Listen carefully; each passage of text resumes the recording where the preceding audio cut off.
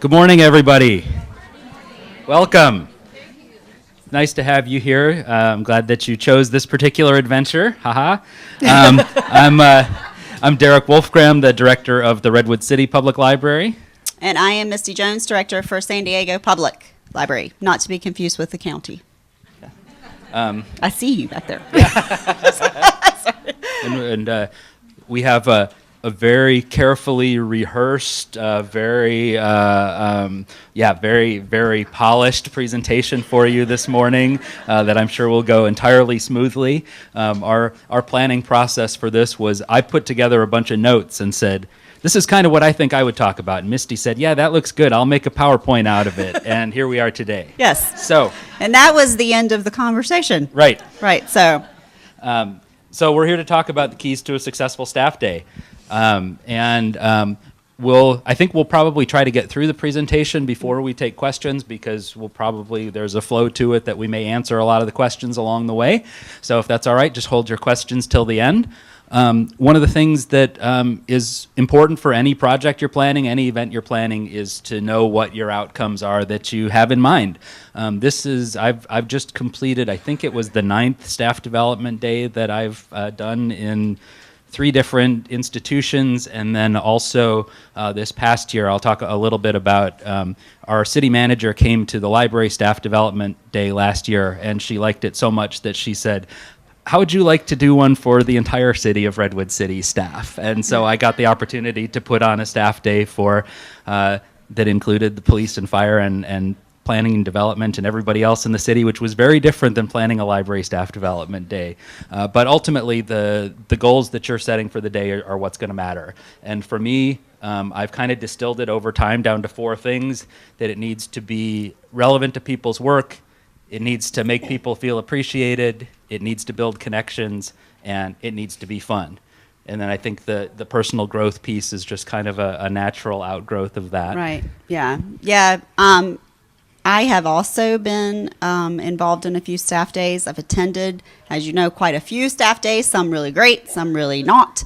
And that was the biggest, when you ask people, what do you want out of a staff day, you have to give them what they ask for out of a staff day.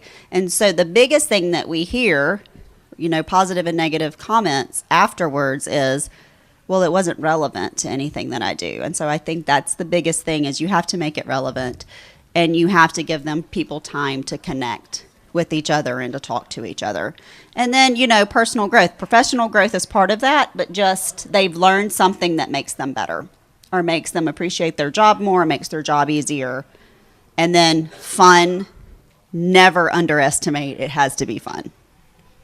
Yeah, I mean, the recent staff day we did was 2 half-day sessions that the entire staff went through together. The first half was Miguel Figueroa from the Center for the Future of Libraries. Miguel's pretty fun. That was pretty entertaining. Our afternoon session was we had someone from the World Trust in Oakland come and do a presentation based on a film called Cracking the Codes, which is all about the system of racial inequity in this country. And it was heavy duty, and it was hard, and it was not fun, but we still managed to frame it. We had our theme for the day was pause to reflect, and so we did kind of spa-style decorations and spa-style refreshments, and for giveaways, we had little Redwood City Public Library branded neck pillows that you can put in the microwave so nice. We kind of tried to bring that element of fun and relaxation, even though we were talking about really hard stuff. We put those trappings around it. Yes. One of the things that I think is really important, and Misty alluded to this, if you ask people what they want, you have to give it to them. I also think that activities that are either participatory in how people can contribute to the day, or even assignments that they get in advance that get them thinking about the day, can be really valuable. A couple things that have been successful was having people create videos, either on a theme or not, that are have each work unit prepare a video that gets shared with everybody else at the staff day. I've done that in a library setting, and we did it for the city all staff day, and it was really great. People really enjoyed the opportunity to show off their humor and show off their personality. When I did it at Santa Clara County Library District, seven branches and the library administration offices showed incredibly different, like the personality of each library really did come through in the videos they created. Some of the things that we've done, that I've done in other systems, is every branch got to develop their own kind of poster that talked about and told the story of their branch, and then they came and displayed that at staff day, so you got that individual flavor for every and it created that team building for the branch, so they went to staff day as one united group, right? Surveys ahead of time. We've done the personality, where you divide people by personality type. They do the Briggs-Meyer survey beforehand, and you seat them at tables with people that are completely opposite of their personality, and then make them do team building things together. Which was, and that was one of the best staff days that I went to, was like, it was a big table, and you had people that had all different personalities at your table. There was a puzzle up front. You had to run to the front. You got 2 minutes to look at it, and you had to come back and try to put it together at the table. And one person could go at a time. And it was hilarious, because I'm extremely like kind of type A takeover kind of personality, and if you know me, it's no surprise. And it was like, I would run up there in 2 minutes and then come back and be like, and then you'd have one person go up and look and then go, I have no idea what I just looked at, So it was, but that was just one of those activities that gets people to talk to each other. Yeah. One of the other things that I've done, you can see a picture here, was a book truck decorating contest with the different branches. The Cupertino Library has a giant aquarium. It's a big part of the personality of the Cupertino Library. So Cupertino made their book truck into an aquarium. You can see there's a Doctor Who phone box. It's kind of hard to make out back in the distance here. This is kind of the Road Warrior book truck, Mad Max, which is very fun. And one of the other things that I think gets people excited is if they have a choice in the matter, not only in leading up to the day, but, I mentioned our staff day we just did. It was all one thing. Everybody was together. For the topics we were covering, that made sense. I've had a lot of success with, if you create kind of a mini conference, especially for your staff who don't get to go to conferences, your pages, your clerks, your janitors, the inclusion that is created when people have a choice about what they can do makes a difference. Now, that's a lot of work. It limits the number of facilities that you might be able to do it in, having to have multiple breakout session rooms. This is a picture of one of our programs for one of the staff days that I did, and you can see there's the 4 different colors at the top are the 4 different rooms that we had, and then there were some things that lasted the whole day. There were some things we were all together, some things we were apart. People really enjoyed being able to get a choice, hence the choose your own adventure theme. Yes. And if you're a director, let your staff plan it. Step back and let them be on the committee and let it go. If you're in that administrative role, let your staff take over and don't interfere. Absolutely. Yeah, and I don't expect you to be able to read that. I just wanted to show you a picture of there were multiple things going on. Do you want to talk theme? Theme. So it's always great to have a theme. And there's a lot of different themes. And Derek's got, I think you're like theme central. You're like the theme king here. Yeah. But our last staff day was, we were doing a lot of changes.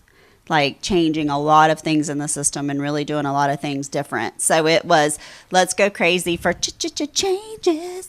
And it was a 70s, 80s theme. And we encouraged people to come in costume. And we had a photo booth. And we had props. And we had, and that was, again, what made it really fun, because people could participate to any level that they wanted to. Right? You didn't have to come in costume. I did, because if you give me the opportunity to wear a costume, I'm going to.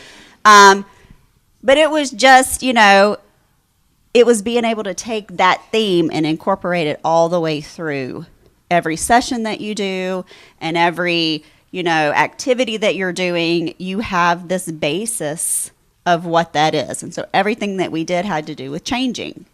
And how do we embrace change, and how do we work with change? And so it makes it really easy for your planning. Yeah, I think I always try to have our planning group at least dress up in some sort of costume so that they're identifiable. You can see there's a picture in the lower right there of I guess your left. No, yeah. The Choose Your Own Adventure Staff Day from Santa Clara County Library District. All of the committee members had baseball hats with actually the Choose Your Own Adventure books logo on them, and you can kind of see a little bit that I was wearing a safari vest. I kind of got into the whole adventure themes. Other themes that I've used that have worked really well. Back to the Future is a fun one. We did one called Tomorrowland, the library in 2116. We did Celebrating Our Superheroes for the City Staff Day, which gives you a lot of opportunity to riff off of heroes with little superheroes with music, with little giveaways, with all kinds of things. Librarians love acronyms, so I've had a couple that have been acronym-based. The first staff day I ever did at Denver Public Library, we called the Staff Creates Day, and Creates stood for Celebrates, Recognizes, Energizes, Advances, Team Builds, Educates, and Succeeds. Another acronym-based one that was a lot of fun was we had one that was called Get Fired Up. And that was fun, inspiration, and recognition for everyone day. But everybody got a big kick out of going to the Get Fired Up day. This is another thing I mentioned a little bit earlier, the importance of inclusion for all of your staff in the library, that this should not just be a professional staff activity, this should not just be a librarian activity, trying to bring in speakers, trying to have activities, trying to have sessions that are relevant and pertinent, and sometimes introducing some of the lower level staff to some of the big picture things is valuable and important, but there has to be something relatable in it for everybody, or it's something that, I made that mistake with one speaker at an early staff day I did. It was super librarian-y topic, and the rest of the staff were just lost for that hour. They didn't care. Mm-hmm. And you'll hear it afterwards. We have in San Diego, we've got librarians, but we also have custodians. We have people who work in our business office, and you value them as much as you value them as part of the system as much as anybody. And so you have to have things that are relevant to every single person. So we did really broad topics. Like we did one on, the last one was working with the different generations. So like Generation X and the boomers, and how those different generations communicate and how they communicate with each other, and then tips for being able to communicate with each other. So that was really well received, and people really liked that because it's relevant not only to your work, but even outside of your work. Yeah, anything kind of soft skills related about communication or motivation or conflict resolution are all topics that are kind of perennially of interest to everybody. Everybody has to deal with those things in their lives.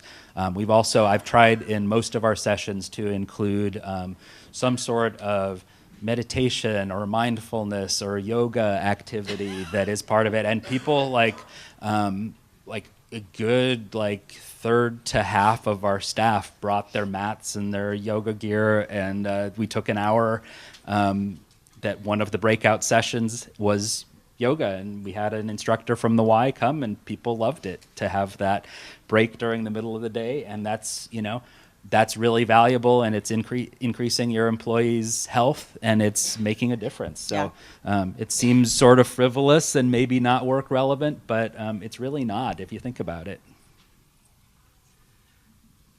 Lunch. This is the most important part of your staff day. Is food. And one of the things that has become a tradition, you'll see a couple more pictures throughout the presentation at our Redwood City Public Library Staff Days. The picture on top there are some cupcakes that my wife Robin, who's an excellent baker, baked for our Tomorrowland session that were sort of space inspired. And so in going along with that theme, we actually brought some cookies for you today that my wife baked. Remember that when you fill out your evaluations. I honestly didn't anticipate this many people. I hope there's enough to go around. They're little cookies. They're packaged in packages of 3, so you're going to have to share. But I'm going to pass those around. Yes. And we have a great story for why he may not have enough cookies, is that Derek saved a stray dog from the highway on his way here, and he had to use some of the cookies to coerce the dog into the car. So if you don't get cookies, remember it's because a life was saved and a dog has a new home. So that is why. But yeah, I mean, food is the most important thing. I cannot stress enough to feed your people and feed them well. And remember that you've got people who are vegetarians, that are vegans, that don't eat, they gluten-free. You have to have options for everybody. And that is very important, because that one person that you leave out and doesn't have a lunch feels devalued, right? Immediately, because of the lunch situation.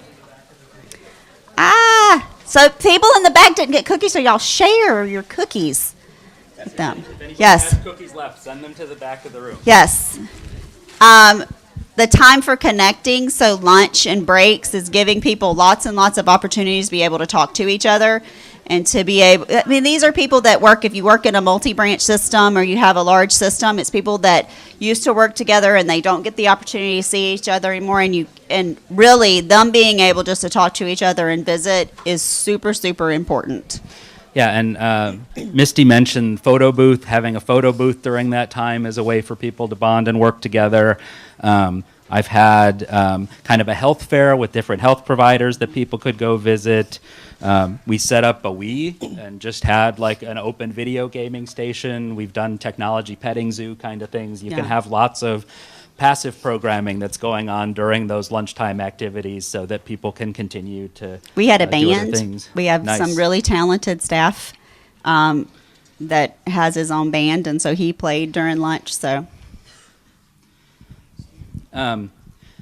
Again, with the not getting too librarian-y in your choice of speakers, there are a lot of options for people that you can bring in. One that I do like that most of the library staff can relate to, they're not super cheap, but they're great. Bill Barnes and Gene Ambaum, who do the Unshelved comic strip, do staff development day speeches. They have a couple different ones.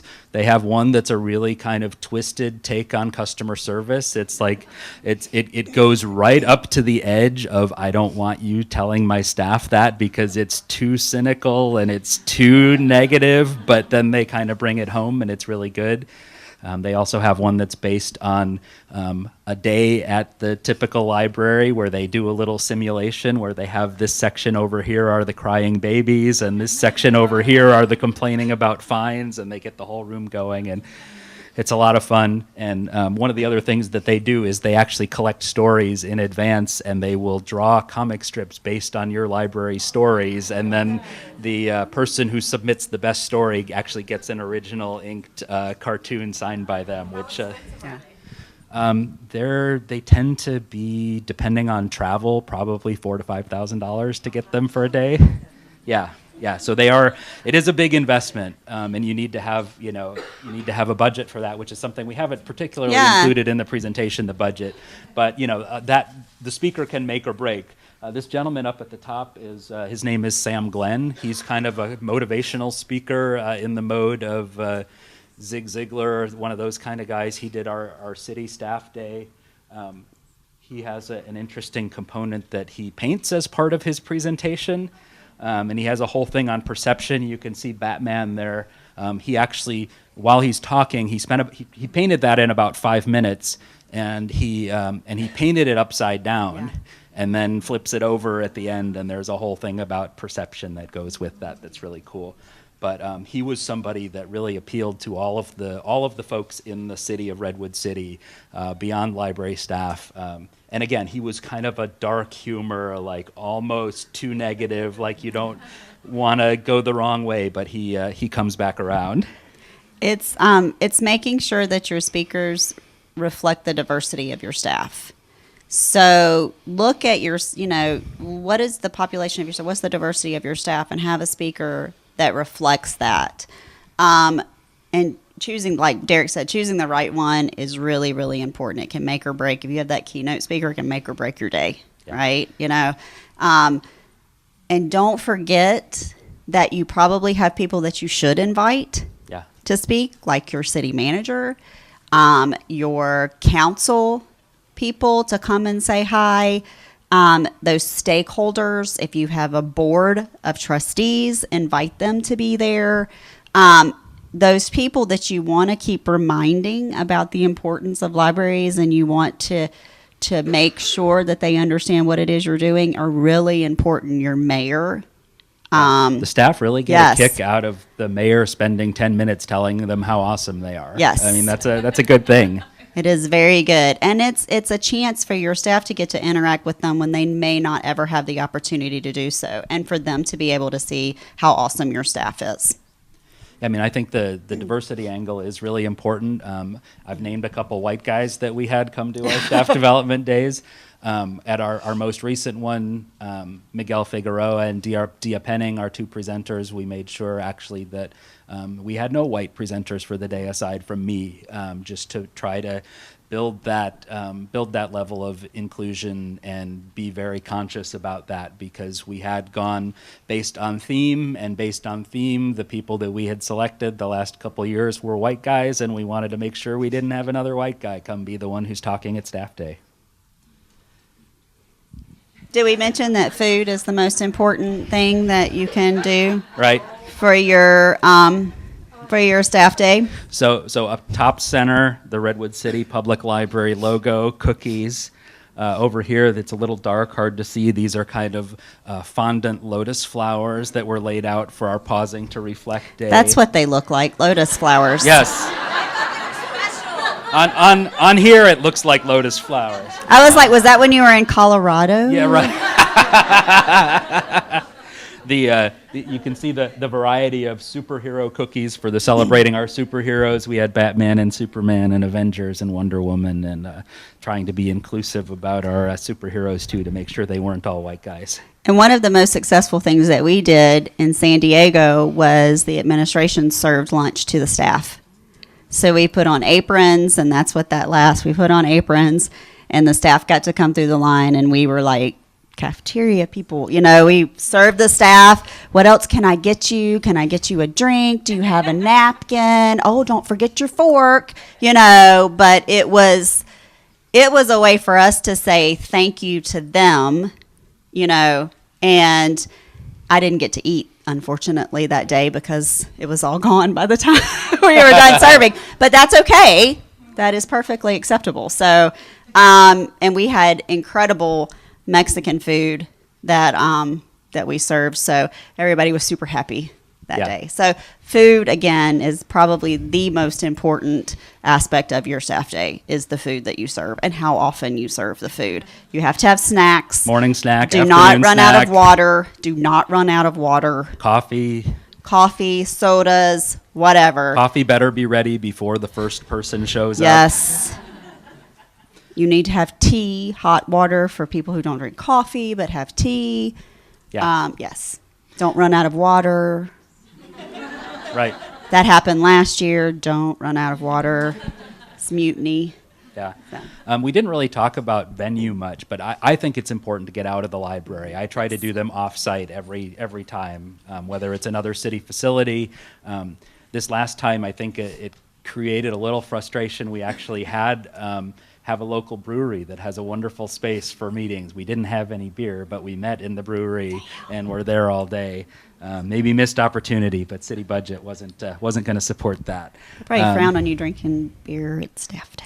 in the city. But I definitely think getting off-site is really important to, freeing everybody's mind. If you're in a library building where somebody works, somebody is going to be thinking about that book drop that's filling up while they're in your session. And that's another thing that I don't know if is universal. When we do these, we're closed for the day. We do it on Columbus Day because that's a day that's not a city holiday for us, but it's a day people might expect us to be closed. So we kind of hedge our bets that maybe since some other things are closed that we will impact fewer people by doing it on Columbus Day.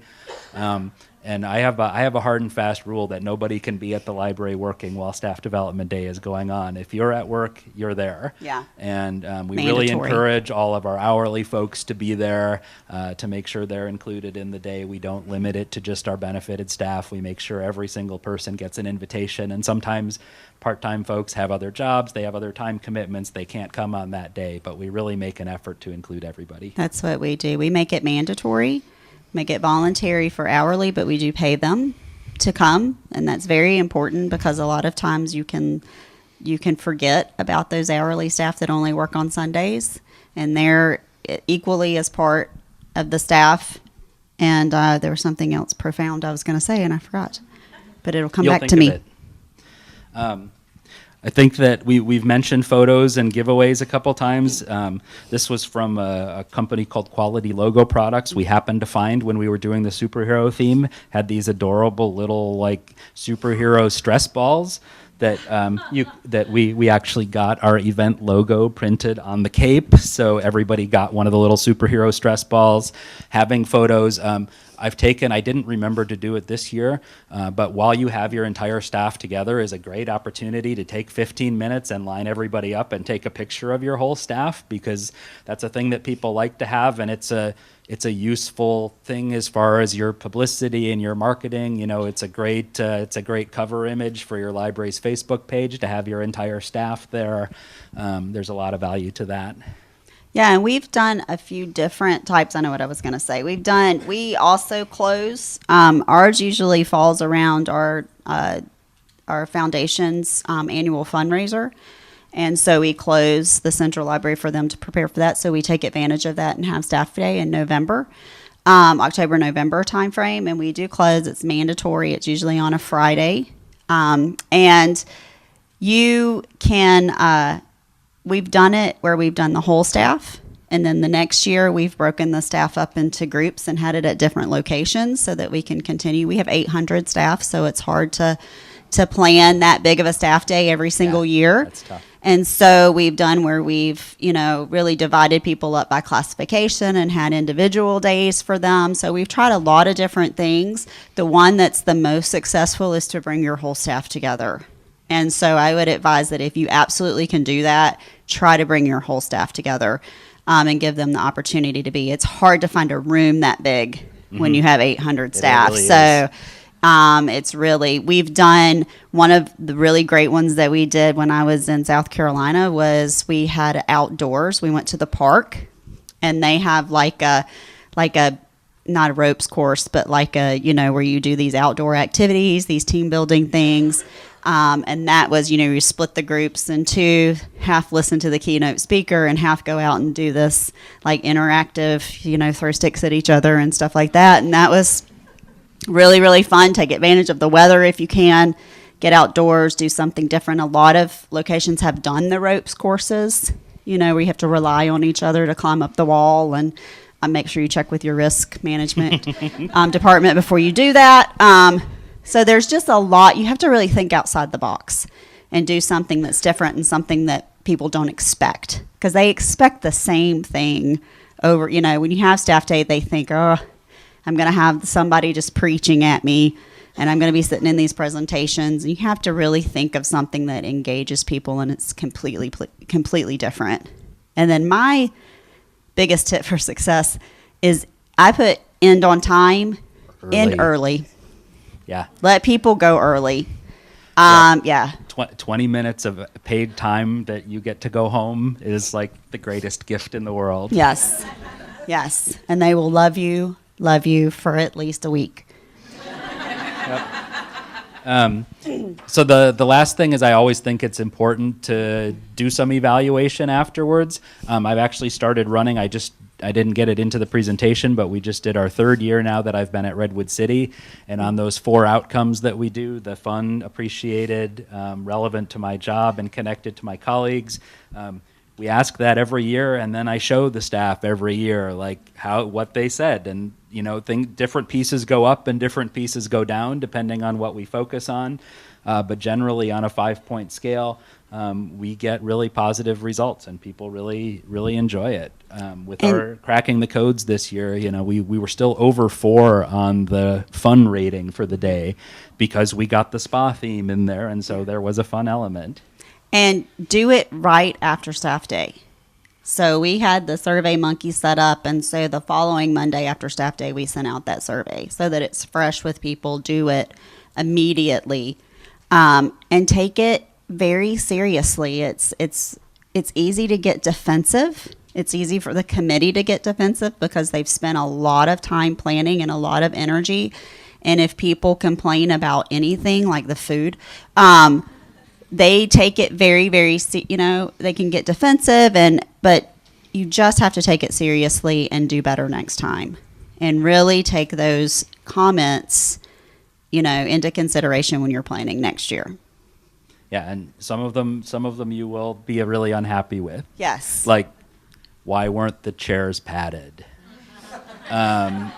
Or it was too hot, or it was too hot or too cold. I kind of dismissed the too hot or too cold because there's no perfect answer to that. No. But yeah, the food makes or breaks. There was one year we met at the County Office of Education, has a nice conference facility. They had a list of caterers that they used. We used one of the caterers. He had this fabulous sounding Asian menu that we chose some selections, and we're really excited about it. And then he showed up with Panda Express that he had gone and bought and brought to us and upcharged us for. We never used him again, clearly. Staff day fail. Yeah, it was a total fail, but we made up for it the next year with a wonderful like freshly prepared to order tacos, and had the churro guy there making fresh churros during the afternoon break. Yes. Those things really make a difference. So I think we are all done. I'm ready for your questions. So questions. Yeah. What do you want to know? Yes. Let's go ahead. You pick the questions. I have 2, but I think they're both short answers. Okay. Have you found that have you tried doing evaluations like at the end of the day, and have you found that it's better to do them, because you were talking about doing them like the next business day sort of thing. Have you found that works better? And then how early do your committees start planning every year? Not early enough. The second, how early do your committees start planning each year is the first question. And really, they should start planning. You should put your committee together after the staff day ends and start planning. I mean, this last year that we did, they probably started planning about 5 months before staff day, and it was complete chaos. The last week, it was just complete chaos. And so, which it's going to be a little bit of chaos anyway, no matter how long you plan, but just really start thinking about it as soon as you can. The second question was, what's the difference? Have you tried doing evaluations at the end of the day versus doing them later? I've been involved in doing both. The issue is with the end of the day is people want to get the hell out of there, right? They're ready to go. It's a long day, even though it can be as fun as it is and people get to see each other. It's still work, right? Yeah. It's still a long day, and it's ours on a Friday, so people are ready to go. So you get a lot more answers and a lot more feedback if you do it, in my experience, if you do it later. Yeah, same. And doing it online makes the tabulation much easier than having a bunch of paper that you need to deal with. Yeah, our planning is usually it's about a 6-month process that starts with a couple like once a month meetings and then accelerates to every other month or every other week for probably 3 months, and then the last month beforehand it's weekly to get all the last minute logistics in order. Yes. Budget. Tell us about how you pay for it. Budget. So there's many different ways that we've been involved. We've had our Friends of the Library has donated money for that, and also our Library Foundation. We do have a training budget, albeit it's very, very pathetic and small, but we do take our training budget for staff development. The last one we spent total about $10,000, which is really for, we had 560 people, and that's not bad. Did you get McDonald's? We did not. We had excellent boxed sandwich lunches. Thank you very much. Nice. Yeah, because and cookies. Anytime you're feeding the entire staff, that's the food and the speaker are going to be the big parts of your budget. Potentially facility rental fee, depending on who you have partnerships with and what you can do as far as. We're lucky in that we're city department, so we were able to use one of the city facilities for free. So that's take advantage of your organization, and you can get people to donate. Yeah. A lot of stuff. Yeah, I mean, I've at Redwood City we usually spend probably $7,000 or $8,000 for a staff of 80, but it's the investment is worth it, and our city manager believes in it. We're going through some potential budget cuts for next year, and she actually included in the instructions, don't you dare cut your professional development budgets, because that's not what we're cutting here. So having the institutional support for that is great. Who else? Green? Yes. So you've managed to make it mandatory for Yes. staff to go, and I wonder, what are the challenges to that? Because we talked about it at our library, and for some reason it seems like it's this insurmountable thing, maybe with the union or something, to make it mandatory. It's a work day. So it's not a holiday, so we don't have it on a holiday. And that's why I can make it mandatory, because it's a work day. So we close the library system on a regular business day that we would normally be open. And so they're getting paid to work. So that's how I can make it mandatory. I cannot make it mandatory for hourly employees, for the benefited. Now you will have the people who just are not going to come, right? They're going to be sick, their grandmother's going to die, something's going to happen, right? And they're not going to be there. I've had one person who had 6 grandmothers. Yeah. Right, how many grandmothers do you have? So you just have the people that are not going to participate, and they have to take leave, because we count it as it's a work day. Well, as do we, but some people don't work on that day. But yeah, and if they don't work on that day in the schedule, you can pay them, but if that's not a regular scheduled work day for them, you can't make it. Yeah, you can't make it. You probably have to do some sort of meet and confer ahead of time with the union to try to arrange that. But for our full-time and benefited staff, we can make that mandatory, because we can make it a work day for them. We can rearrange their schedule and make that a work day for them if they don't work. Mm-hmm. Yes. How hard was it to get the city to let you do this? I mean, I'm sure you can't just be like, hey, we're putting the library for the day. Surprisingly, it wasn't hard, because I'm lucky in that my city values professional development, and I couched it with the fact that it's the largest fundraiser that we have every year, and it takes a lot to plan that. And so that really worked in our favor. So I was able to, I can see where there's a lot, there would be like, absolutely not, you're not closing the library. You get more, I think, blowback from patrons that are like, why the hell does your staff need to be developed? Yeah. Yeah. We want to get on the computer. Right. So Yeah. No, for the Yeah. decision makers, I always, I put together a little report that I'll share that has some pictures and has the charts of all of our evaluations, and just kind of keep reinforcing every year, what the outcomes we're getting, what the value is that's coming out of it. And you're going to get better customer service. And I just was at a presentation at Internet Librarian last week that said the biggest investment, the biggest return on investment that you can get is staff development. That is the absolute best return on investment for any business, any organization, is staff development. Right. Yeah, and I mean, the other part of the budget we didn't mention, in Misty's case, if you've got 800 people for 8 hours that, are getting paid an average of $20 an hour or whatever it works out to across all the employees, that's not kind of in the event budget, but it is a real part of your budget. That's an investment of tens of thousands of dollars right there. That's why we don't have Bill and Jean right speaking for $6,000. So I got Bill and Jean by overspending my professional development money and coming in under somewhere else. Nice. Yeah. So we have time for a couple of more questions. Ready? Yes. Do you have any advice for trying to persuade administration to let go of the planning? Oh. That's interesting. I just don't want to be involved. I mean, that's like, that was my, yeah, I'm going to let go. You do it. Because I was like, I don't want to do it. See, that's really interesting. I am on the committee I'm every sure you single are. year. I'm sure you are. But I am able to, to manage that, I'm not driving all the ideas, and the staff who participate in the committee are aware of that, I've got enough credibility now from having done it that they understand that just because I'm on the committee doesn't mean that it's what I say goes. Yeah, and I think that's the biggest thing that you have to get through to administration, and you have to make sure they understand is this is staff development day. It's not executive director development day, right? It's for the staff, and who knows what staff wants better than other staff. Right. Yeah. And you may be able to frame it with that buy-in angle that, for people to get excited about this, something that is planned by their peers for them.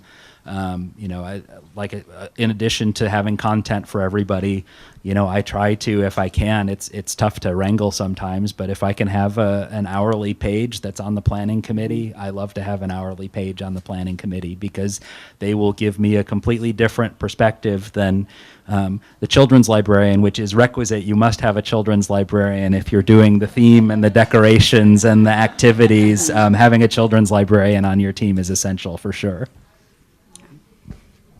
Yes. Yeah, they're able to plan during staff. Yes, so they do get paid. So it's not volunteers. So they are able to plan during work hours. One more, or are we done? All right. Awesome. Thank you very Thank much you. for your time. Thank you. Appreciate it.